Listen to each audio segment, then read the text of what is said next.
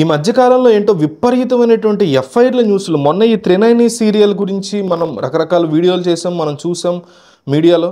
ఇప్పుడు మళ్ళీ ఈ యొక్క మిస్ వైజాగ్ నక్షత్ర గురించి రకరకాల మాటలు, డిస్కషన్లు జనాల మధ్య.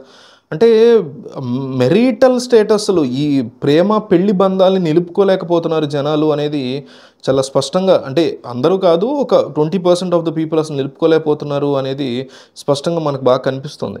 సో తేజ అనేటువంటి అతను, ఈ మోడలింగ్ సంబంధించినటువంటి అతను, మంచి హైటు, హీరో పర్సనాలిటీ లాగా ఉంటాడు. అతను ఈ సినిమాల్లో ట్రై చేసేటువంటి టైంలో అతనికి ఈ సౌమ్య, అంటే ఆ అమ్మాయి సినిమాలోకి వచ్చి, అదే మోడలింగ్లో వచ్చే పేరు మార్చుకుంది అక్షర అని, ఆ అమ్మాయి పరిచయం అయింది. ఆ అమ్మాయి 2012 వైజాగ్ మిస్ వైజాగ్ అని చెప్తున్నారు. అయితే ఆ అమ్మాయి ఇతను కలిసి ఒక ఆడిషన్లో కలవడం, ఆ తర్వాత ఇద్దరు ఫ్రెండ్స్ అయ్యి, తర్వాత ప్రేమ అయ్యి పెళ్లి చేసుకోవడం. 2015లో వాళ్ళ పెద్దలను ఒప్పించి, వాళ్ళు ఒప్పుకోపోయినా కూడా వేరే క్యాస్ట్లో అయినా ఒప్పించారు, పెళ్లి చేసుకున్నారు, పాప పుట్టింది, బాగుంది, అక్కడి వరకు చాలా ఎక్సలెంట్గా ఉంది. అయితే ఆ తర్వాత జరిగినటువంటి పరిణామాలు చూస్తే మనకి, అంటే ఆ అమ్మాయి వెర్షన్ చెప్తాను నేను ఫస్ట్. ఆ అమ్మాయి ఏమంటుందంటే, పెళ్లి తర్వాత ఒక 1 year తర్వాత అతను తీసుకొచ్చిన ఒక కొత్త కాన్సెప్ట్ ఏంటంటే, నాకు చాలామంది లైన్ వేస్తూ ఉంటారు, నేను చాలా అందంగా ఇదిగా ఉంటా కదా, నువ్వంటే సినిమాలు వద్దనుకుని పక్కకున్నావు అంటే. తను కొన్ని సినిమాలు చేశాడు, చిన్న చిన్న గుంటూరు టాకీస్ అని, ఇతనే ప్రొడ్యూస్ చేస్తూ ఏవో సినిమాలు కూడా చేశాడు, బ్యాక్ డోర్ సంథింగ్ ఇట్లాంటివి. సో ఇవన్నీ చేస్తున్నావు కదా నువ్వైతే పక్కకున్నావు, నేనైతే ఇందులోనే ఉన్నా, మనం చాలామంది లైన్ వేస్తూ ఉంటారు, నేను అప్పుడప్పుడు అడపదడప వెళ్ళి సెక్స్ చేసుకుని వస్తూ ఉంటాను అనేసి అతను చెప్పాడు అనేది ఆమె యొక్క అలిగేషన్. దాంతోపాటు ఏంటంటే, అలా పైకి చెప్పేవాడు, నేను ఒప్పుకోపోయేసరికి పబ్జీలు అవి ఆడుతూ ఆన్లైన్లో కానీ, లేకపోతే బయట సినిమా ఆడిషన్స్కి అప్పుడు వెళ్ళినప్పుడు ఎట్లయితే నన్ను లైన్ చేసి పడేసి పెళ్లి చేసుకున్నాను, అట్లాగే ఆడిషన్స్కి వెళ్ళినప్పుడు నేను పరిచయం అయినట్టే వేరే వాళ్ళు పరిచయం అయినప్పుడు వాళ్ళని కూడా ట్రాప్లో పెట్టి, వాళ్ళని మోసం చేసి వాళ్ళని పెళ్లి చేసుకుంటాను, నా పెళ్ళని వదిలేస్తానని మాట ఇచ్చి, వాళ్ళందరినీ పెళ్లి చేసుకుని మాట ఇచ్చి వాళ్ళతో సెక్స్ చేశాడు అనేది అమ్మాయి ఇస్తున్నటువంటి తీవ్రమైన ఎలిగేషన్. సో అందువల్ల నేను అతను వదిలేసి 2020లో వెళ్ళిపోయాను అని ఆమె చెప్తుంది. అయితే ఇతని వెర్షన్ ఏంటంటే, లేదు ఇదంతా అనుమానం, నేను అట్లా ఏం చేయలేదు అంటాడు. సో ఇది ఇతని వెర్షన్. రెండిట్లో ఏది నమ్ముతావు అనేది ఇంకా కోర్టు డిసైడ్ చేయాలి మేబీ ఇష్యూలో.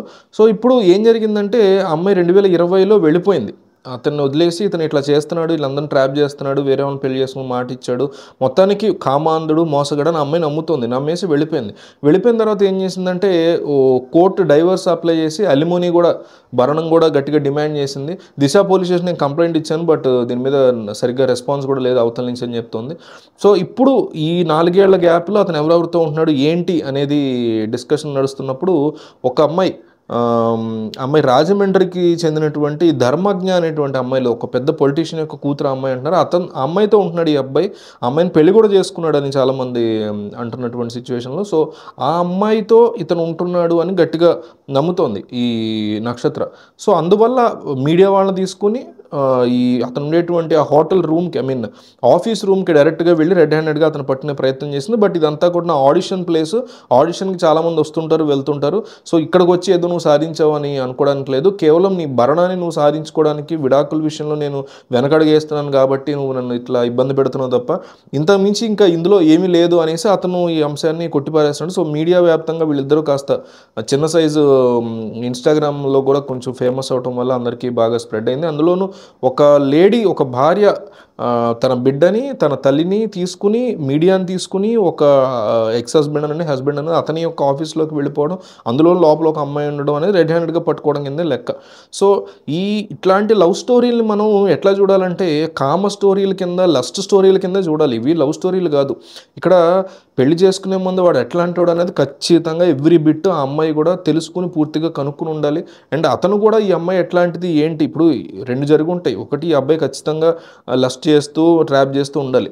రెండోది, ఈ అమ్మాయి ఖచ్చితంగా అనుమానం లేకపోతే డబ్బుల కోసం చేసిన, రెండిట్లో ఏదైనా సరే, ఏది జరిగినా సరే అవతల వాళ్ళు యువతల వాళ్ళని సరిగ్గా జడ్జి చేయలేదు, సరిగ్గా తెలుసుకోలేకపోయారు అనేది ఒక ముఖ్యమైన అంశం. రెండోది, పెళ్లి తర్వాత కైండ్ ఆఫ్ ఎఫ్ఐఆర్ల విషయం విపరీతంగా బయటపడుతున్నటువంటి ఈ సొసైటీలో మనం ఆ వ్యక్తికి దూరంగా ఉండడాన్ని ఎక్కువగా ప్రిఫర్ చేయాలి. డెఫినెట్లీ అతను తప్పు చేశాడంటే ప్రపంచానికి చూపించి అప్పుడు కన్నా ఆ అమ్మాయి బయటపడి పీస్ ఆఫ్ మైండ్ అనేది ఆ అమ్మాయి మెయిన్ మోటోగా ఉండాలనేది నా ఉద్దేశం. లేదు ఆ అమ్మాయి యొక్క అనుమానం వల్ల ఇతను బలవుతున్నాడు అనుకుంటే, ఆ అమ్మాయికి వీలైనంత దూరంగా ఉండేసి, ఆ అమ్మాయికి విడాకులు ఏదో అడుగుతుంది అవి ఇచ్చేసి, అలిమోని ఏదో ఇచ్చేసి వదిలించేసుకుని, ఇతను పీస్ ఆఫ్ మైండ్ని చూస్ చేసుకుని ప్రశాంతంగా ఉండాలనేది నా ఇంటెన్షన్. అంటే ఈ రోజుల్లో ఎట్లా అయిపోయిందంటే, కంపల్సరీ సొసైటీ నార్మ్స్ కానీ ఫ్యామిలీ నార్మ్స్ కానీ బలవంతం పెట్టడం వల్ల చేసుకోవడం, రేపొద్దున పెళ్లి చేసుకున్న తర్వాత ఇట్లాంటి అవసరం లేని పెంటలో ఇరుక్కుపోయేటువంటి సిచ్యువేషన్. ఇరుక్కుపోయిన తర్వాత మళ్ళీ బయటికి రావడానికి లేదు, ఎవరేమనుకుంటారు లేదు, మళ్ళీ పిల్లలకి అన్యాయం చేయాల్సి వస్తుంది అనేసి అబ్బాయిలైనా అమ్మాయిలైనా ఆలోచించే పరిస్థితి. దానికంటే పెళ్లి గిల్లి వదిలేసి శుభ్రంగా ఒక్కళ్ళు బతకడం అనేది ఉత్తమం అన్న ఫీలింగ్.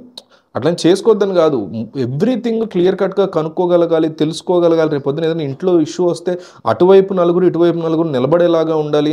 అట్లా ప్రేమ పెళ్లి చేసుకోవచ్చు, బట్ దాంతోపాటు ఒప్పించుకుని చేసుకోవాలి. ఒప్పించుకున్న తర్వాత వాళ్ళు ఎంత బాధ్యతగా నిలబడుతున్నారు మన పట్ల, వాళ్ళ పేరెంట్స్ అయినా మన పేరెంట్స్ అయినా మనకి ఇష్యూ వస్తే అనేది ఉండాలి. అన్నిటికీ మించి మన గుణం కరెక్ట్గా ఉండాలి. మనం చూస్ చేసుకున్న వాళ్ళ యొక్క గుణం కరెక్టా కాదనేది మనం 100 సార్లు 1000 సార్లు 1000 సార్లు ఆలోచించుకున్న తర్వాతే పెళ్ళి అనే ఒక గొప్ప బంధంలోకి అడుగుపెట్టాలి.